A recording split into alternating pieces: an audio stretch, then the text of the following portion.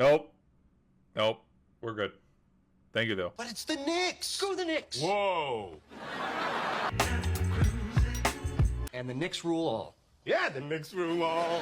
I have not yet given my thoughts and reactions to the Knicks finally getting over the hump after it's been 52, 53 years.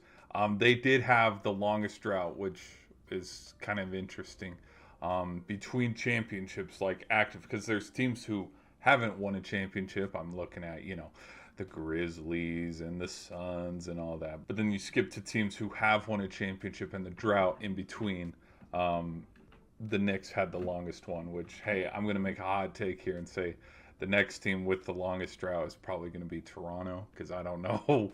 I don't know when the Raptors are going to go back, because, again, just their run and the one that they had that year, it is what it is. But I wanted to give my thoughts and reactions quickly on my thoughts on how Game 5 went and the impressive comeback, because if you've been watching these playoffs, every single game it seems like the Knicks would get down, the Spurs would start out hot early, mount a lead, and then, oh, look at this. They're getting cold from, whether it's the three ball, like how it was with their magical comeback, or you have, Jalen Brunson coming back in the fourth quarter. He did that exact thing in this game. But what else? Like, you saw the shots, you saw the floaters. Brunson had a 40-piece, which I believe his performance in this Game 5, I could compare it to a Giannis closeout game in Game 6.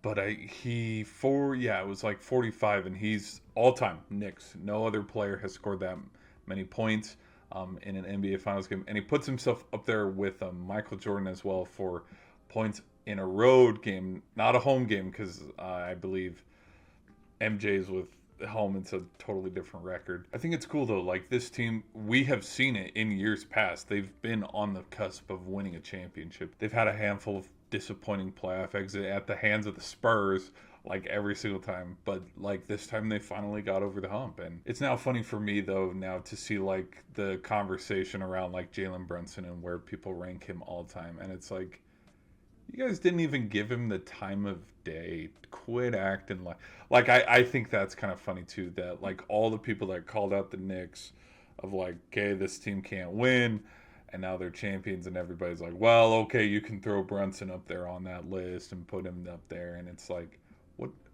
what are we doing? Like, because I will admit, you can go look at, like, I made a video that I got absolutely clowned on where I compared Cat and Brunson to the next Shaq and Kobe. And I do know that Brunson had, like, 30 plus. I think him and Cat had a big game.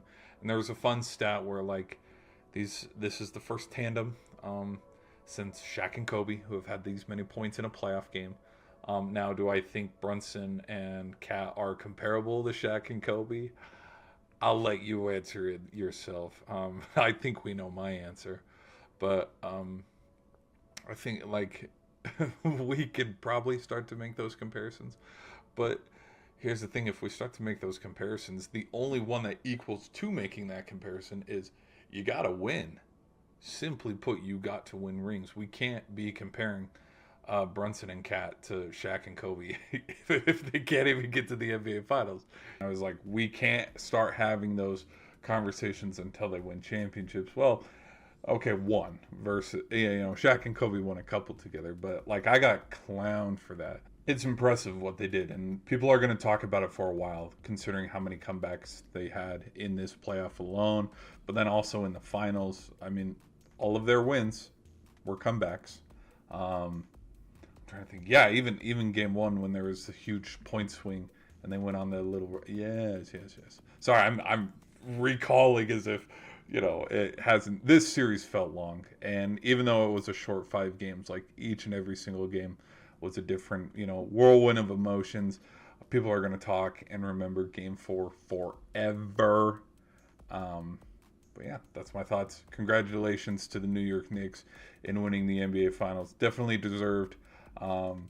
Let's see where they go. Let's see who wins the East. Let's see who wins the West. I mean, I jokingly said in a stream, it's like, even whoever wins, it doesn't matter. I will say it will probably be really tough for them to go back to back. But I mean, how I felt about the Warriors, the Bucks, the Nuggets. I'll be an idiot and say, yeah, I think they could go back to back. We will have to see. But in the East, you look and see the only teams that probably stand in their way is maybe the Celtics, Pistons with a little bit more experience. You know, the Heat will probably get in the mix here and there. But anyways, guys, be sure to let me know your thoughts in the comments. Be sure to leave a like and subscribe, and I will catch you guys in the next one.